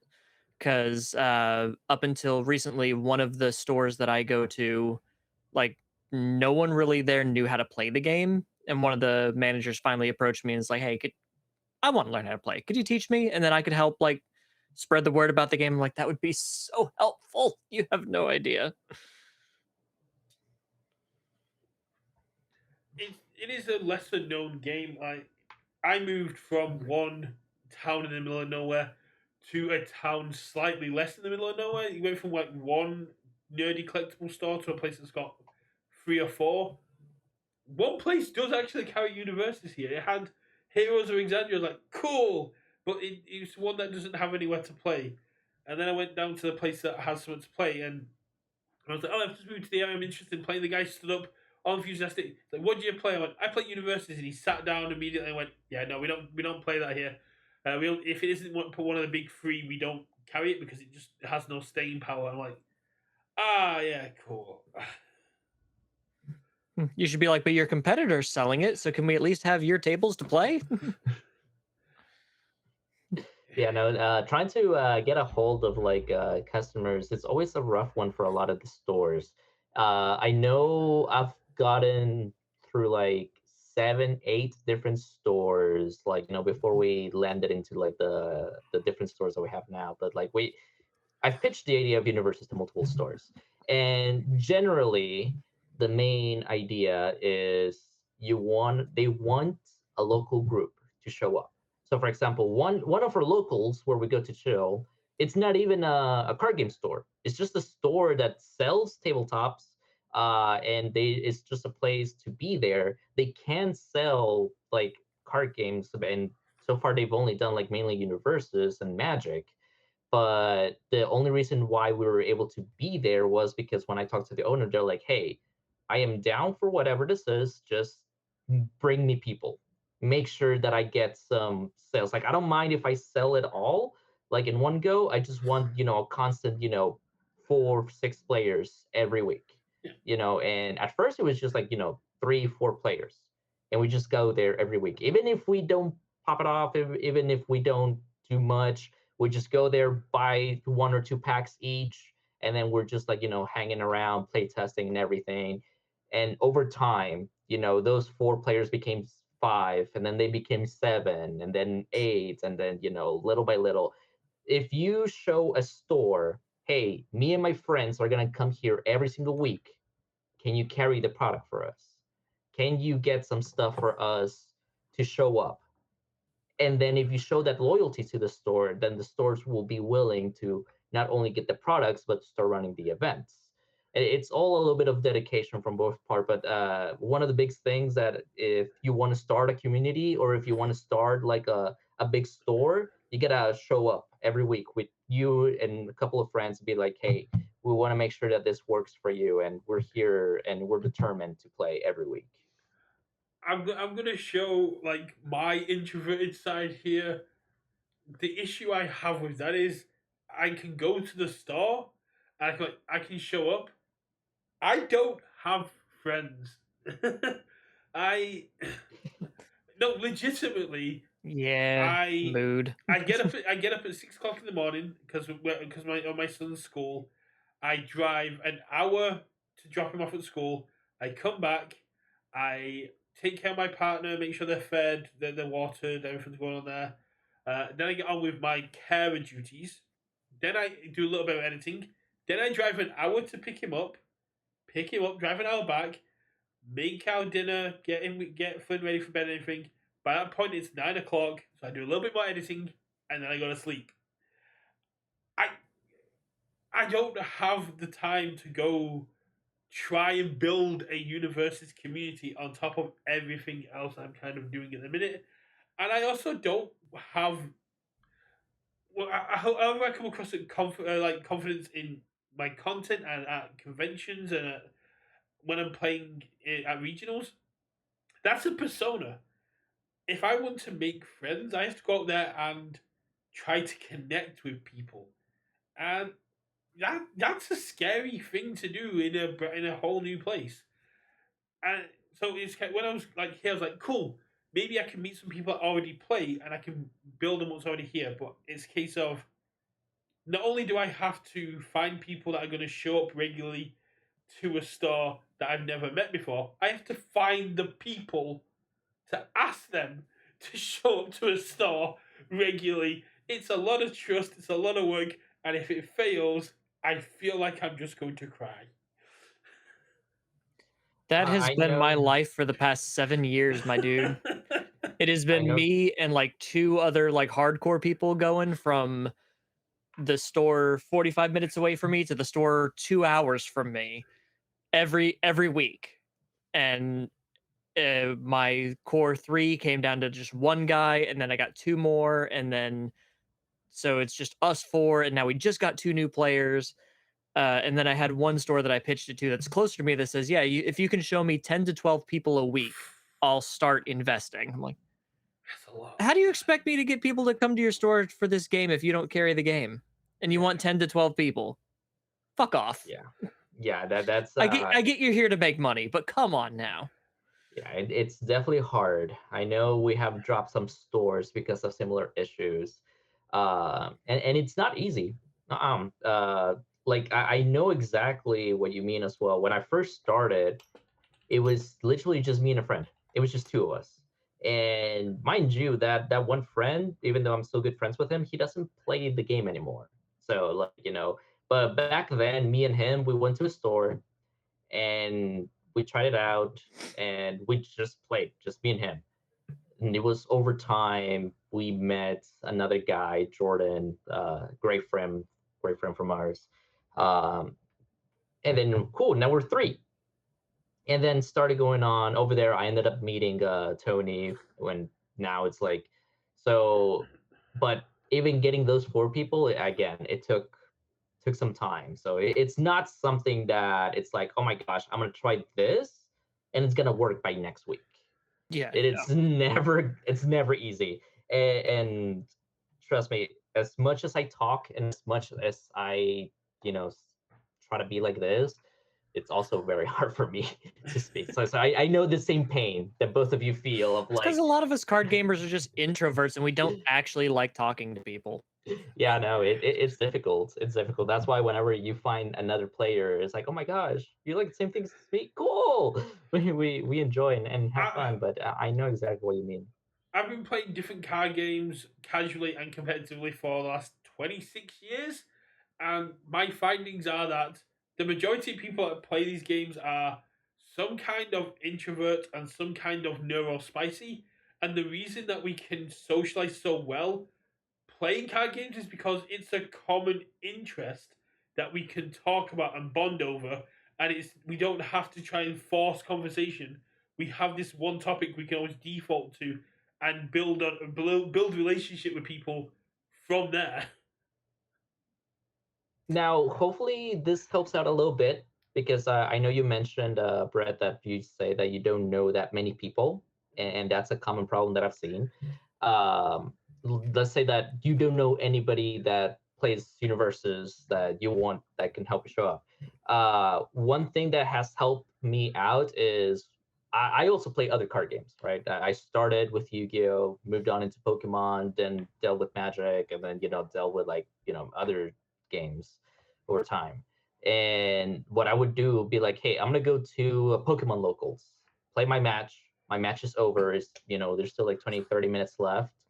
I can always like, hey, you want to try something cool? And you want to see something cool? And then I kind of do like a small demo, and then take opportunities like those of like, hey, if you don't find other people because it's not that well known, sometimes that little courage, and it's very hard. I have to push myself internally and be like, just do it, don't think about it, just do it. Just ask me like, hey, want to try this Aaron Mikasa demo real quick? You want to try this cool game? And then make those small connections from other locals as you're playing the game. That's worked with me recently Yeah. with Riftbound. sometimes I'm playing Riftbound at my locals, and there's some guys that they're like, hey, I'm done with my game. Want to see this cool champ cards? Want to know how these happened? And expose universes through in other card games. Similar to what Cam does with his binder of characters. The main issue I've got with that is similar to like when I went to London for the Grand Archive Ascent to check it out, or the Riftbound release event I did, is that the majority of the time I have Flynn with me because my partner is writing or promoting their game or is at a convention or has other things they need to do. So when I get that downtime, it's more checking my 8-year-old is okay rather than can I teach you universes at this time, because I would love to do that, Fair but enough. dad duties come above everything else. But you Oh yeah. mentioning Yeah. like Adulting sucks. ah, that adulting does suck, but I can never complain about keeping an eye on my kid, and two, checking on what he's doing because he's always doing something very interesting. He likes to take pre-established games and start doing stuff himself on top of them. We had a Pokemon That's game neat. a couple of weeks back where I got my 6 Pokemon and he got 16 because he was sick of losing to me. He's like, nah, this is Safari Zone rules. He even Right. got Robin to buy him fake cards that were overpowered from a store that we found that was like selling cheap fake cards so kids could just play them. And he was like, "These are my cheat cards for when I need to win." He was fully owning up to what he's doing. Yeah, so That's hilarious. but But go but ahead. yeah, that's kind of the thing. But like you mentioning local smaller cons. I hadn't considered that before. I had considered trying to like get in touch with bigger cons, and there was one that I was working with, but then that con stopped kind of doing stuff. But like you said, nerd conventions, gaming conventions, Comic Con isn't just the big events anymore. Every town, city kind of does their own version. I know the place I live in does a small version, and I hadn't considered just reaching out to me like, can I set up a game demo table and just demo this game for people that are coming to the convention? That's probably what I'm going to do at some point next week because I got some other stuff I need to get done first. Is just start reaching out to them and be like, yeah, can I just come and demo this game? Yes, and it's definitely more easier on a smaller con rather than all the big ones because the smaller ones are usually like owned by like local people, and they're super easy to reach. Yeah, It's sometimes it's as easy as an email or just like hey, and 90% of the times they'll just since you're not a vendor, you're not selling anything, they're just gonna give you the space for free. And usually you can also be like try to be reasonable with them and like all right cool can I just do this or that? And yeah. they're very, very, you know, If, understanding of any situation. if I was trying to get in touch with like MegaCon or Reed Pop or Dokumi or Japan Expo, it'd be a case of you need to pay for this. But a local village Comic Con is about the community aspect. Yes, they want to get the money side of it, but if you just go there, are you selling anything? No. Are you charging? No. I just want to try and find more people to play this game with me and build a community. They might feel a little bit sorry for you. Yeah. Yeah. Now, you mentioned a good point about like sometimes bigger cons can be expensive, and honestly, that depends on the con, right? So we have. I'm gonna give two examples. In my city, we have one con called San Japan. That's one of like the biggest ones going on in the city, and even though it's big, they don't charge me because I'm not a vendor. So Oh. they're like, you're not selling anything. You don't do nothing. All right, cool. Here's the setup. Another one, I believe it was Kawakan. They are more recent. They are, but they're still very big. They were trying to charge me for a table because they were charging not because of if I were to sell, but they were charging me for the area. At that point, I was able to like go to my local store and be like, "Hey, would you be willing to, have your own booth in there? You would go as a vendor, sell whatever you need to sell, but give me some space, so that way I can just do the demo. And right after the demo, I send the people to you. I get people teaching demo booths, and then you would get the sales from Universus because right after they would want to learn the demo, they would go and buy the new cards of the game that they just learned. So there's always opportunities, right? So like, you know, you just gotta figure out ways and talk with like more people, reach out. So like Yeah. if they don't charge you, cool. If they do charge you, talk to your local store, see if you can work something out It together. that's a very cool synergy you kind of just brought up. Like if someone comes and gets a demo, you just go, "Oh yeah, buy a starter deck or a challenger deck or something from this store," and they'll throw in an additional booster just because you did the demo, and they go there and they're going to get the money, and it's a great way to take people to the store as well, and it's those kind of synergies that we really need in this game. I know I keep going back to it, but the fact that Grand Archive was doing this massive event next to a massive con like MegaCon drew people in. And there were people I specifically talked to, like, oh no, I'm not here for the event, I'm here for MegaCon. I came to sit down because there's chairs here. And then I jumped in on a demo because it's something to do, and it's something really interesting. Is when you've got a game like this that has so many iconic IPs, it would be so cool to just partner up with the Comic Cons and the conventions and like the big ones that the stores can't feasibly do to get those demos out there. Because Yeah, not just Gen Con. yeah, Gen Con's great, but New York Comic Con, San Diego Comic Con, uh, going wider field to like to EU, Dokumi is so big and culturally relevant for uh, IPs and like anime and manga. For their artist alley this year, everyone had to enter a raffle.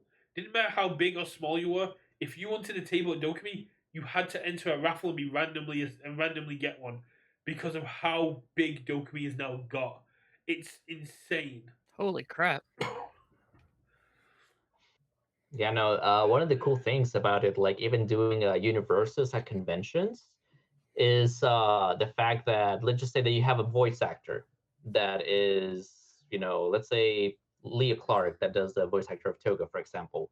They have seen their fair share of exposure to universes to the point that like sometimes they'll even carry character cards. Or if not, you can just be like, hey, there's this card game. Here's a character card of the character that you play. Sometimes we have a couple of bulk of characters and hand it out to them. Or if not, sometimes the stores that are there at the conventions be like, hey, you want to get this cool card? Here you go. Here's a character card, and so that way you can get it signed by the voice actor. You have Yeah. like something for you to remember this day by. And sometimes some people being like, have their character card with their signature because that's like their first experience with universes. Just have like that physical copy of a character with a signature. Yeah. One of the cool things we did do last year is when Critical Role had the pop up shop, we had the wedding promos in that pop up shop in New York. And I know it's a bit early for us to be doing it here, but there are pop up shops popping up globally for the 20th anniversary of Fairy Tale. And I would love to see the cards popping up in there. It's like my two wants this year for Fairy Tale is to it'd be like a gateway into the Asian markets, which we don't have anyone in there, and to having Todd Happercorn know this game exists. I don't know who that is. A very good voice actor that's been voice acting for a very long time and has done some very iconic roles. Okay. But yeah, Yeah, no, for sure. I do know. Oh, sorry. yeah, go for it. No, I was gonna say that it is surprising because there's still like a lot of the voice actors. They are so focused on their job and they have like so many things to work on. They don't even realize, a lot of the things that they're in. Right? There's like 9 out of 10 times whenever I go like, oh, here's the Universus card of the character that they played. Like, oh my gosh, I didn't even realize that they have a card game with my character in it. And, like, it's a generally happy expression a lot of the times. It's only like I think like the most popular ones that get exposed a lot that they're like, oh yeah, I already know, or some of them actually do know about card games, so they've never played Universes, but they know of Universes, and they're like, oh my gosh, I've been waiting to sign this one. I think it was like what? I think it was Mina, the voice actor of Mina, that ended up being like that. Oh, Or what was it? But there's a couple of yeah. actors that they were like so excited about. I did this with Bruce Campbell last year. I got to meet him at a horror convention, and I had my Combat Ash signed. And he just looked at it. He goes, "Where the hell did you find this?" Oh my god, I am so jealous of you. Yeah, and I was like the second to last person he saw that day, and I was like, "Yeah." And what's hilarious is you were so strong that you were banned before you could be in any official tournament. He goes, "God, I hate it when that happens. Why did they do this to me?" So that was cool, but I was also tired because I was standing in line for 8 hours. Because, Oh like yeah, Brent says, there's nowhere to sit. It, oh yeah. it's not just Some like universes for aspect. So voice actors just love it when you know them from obscure roles. Uh, One of the first conventions I went to, I was a massive Outlaw Star fan, and if you know the anime Outlaw Star, fair play to you. It kind of got overshadowed by Cowboy Bebop. And Wendy Lee and Richard Epcar were going to an event, and Wendy Lee's done a bunch of voices, and Richard Epcar is mostly known for for the Bleach King of the Quincy's, as well as Zengetsu. But he did the random voice of a dragon alien in the Outlaw Star, and I was just chatting to him. And I was getting like Doom Blades from Magic the Gathering sign because I said they look like Tetsuya Genshos. Before I go, I absolutely loved you in Outlaw Star. And he's like, what? And I said, oh, you played the dinosaur general alien in Outlaw Star. He's like, no one has ever mentioned that to me. I'm like, yeah, no, I'm a big fan of the anime. No, I know exactly that. Oh my god, you unlocked a memory for me, dude. So, this happened about like 3 or 4 years ago. There was this smaller convention, and they were bringing out the voice actor. He does Ace in One Piece, like a very very famous character. And then I go in, and I'm like, oh my god, dude, I want to get this something signed. It's like, all right, cool. So you love Ace? Like, no, I'm here for Gunhead. Can you sign my Gunhead for me? And he was like, oh my God, no one knows about Gunhead. How? He was so excited. He's like, dude, can I take a picture with him? Like, whoa, whoa, boys, sure, sure. He ended up taking a picture with me with the Gunhead sign, and it just you can see that it made his day, bringing up a character that they enjoy doing this characters that are not as big as the other ones, and when you bring it up to them, they're like all happy and excited. So like, did it remind me just like that? Yeah, it's just absolutely great. But yeah, we're getting close to 2 hours. Cam needs to have a nap. I think we'll start to wrap up. It's been absolutely great having you on, Juan. Like I said, you're welcome to come back anytime. We'll have to definitely try and jam some games in at some point coming up to Worlds because I want to see this uh, Vash deck coming up.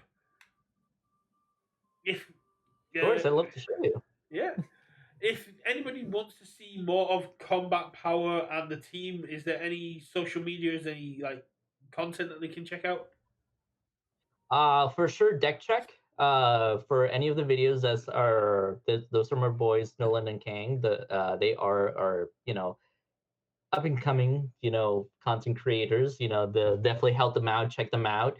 If you're on Instagram and or Facebook, there's also the Combat Power website for any of the singles. They have like a really good selection, and especially if you're going to Worlds, we will be there. So make sure to come by and say hi.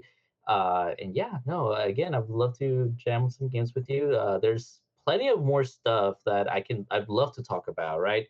I can say, hey, as any of the fun fan stuff that I've made, as I previously talked about earlier, we've messed around with like fan sets, or even our own our own format there's our own little fun format that we've been working on, and love to show you about it. But maybe once we have a little bit more fun, more time. Yeah, no. As I said to everyone, you're more than welcome to come back anytime. Uh, as for like a fan format thing, if you want to, yeah, I'm more than willing to set a time aside where we can talk about the format, jump in and try and play a couple of games. That sounds like really cool content. Uh, I'm also a little bit burnt out because I've just not only downloaded but correlated like 1,250 cards from the game ahead of Friday's stream. Because for those people that are watching this and are unaware, on Friday I will be doing a tier list for every character ever printed in the game, and I'm pretty sure thanks to Platinum and stuff, there's some doubles, but I'm too lazy to go through them all. I've eliminated some doubles as I saw them. I'm sure we can sort that out on Friday. This is why you don't make promises you can't keep, children. So I got messaged as I was doing it, going, "Okay, so what are we doing for 2,000?" I'm not going to hit 2,000. Then I saw about 1,400. I went, "God damn it!" So That's yeah. the price of success, baby. So Keep supporting UK Versus. Absolutely. Keep supporting UK Versus. yeah, I'm happy for it. I'm great to see people like jumping on. It's just the fact that I've got up 500 subs in 2 weeks, and it's great to see. I'm glad people are enjoying the content and like loving the reveals and the content on the cards and the state of the game. As long as people keep I mean, you've earned it, engaging, dude. You work hard. as long as people keep enjoying it and are having fun, I'm having fun doing my videos on like the IPs coming and stuff like that. It's been a mad 3 years of doing this, and I'm gonna keep doing it as long as I keep enjoying it. As for you, Cameron, how's your What If series coming, and have you got any cool stuff coming out soon? I need to record. I did finish actually early this month. I finished my next What If, but I do need to film it. And this one was a little bit more difficult for me Ooh. because it's a much more well-known character than my previous one. Uh, but honestly, other than that, I've kind of been a little bit burned out. If I'm being completely honest, so I've been a little bit struggling for content, and then with just like some being sick and stuff like that, I've been kind of not recording much. But I'm hoping to get back into the swing of things next month. That's fair. I'm trying to get ahead because half term's coming up for Flynn, so that's a week where I don't get to just sit and record stuff, but it is a week where I don't have to wake up at 6 o'clock in the morning.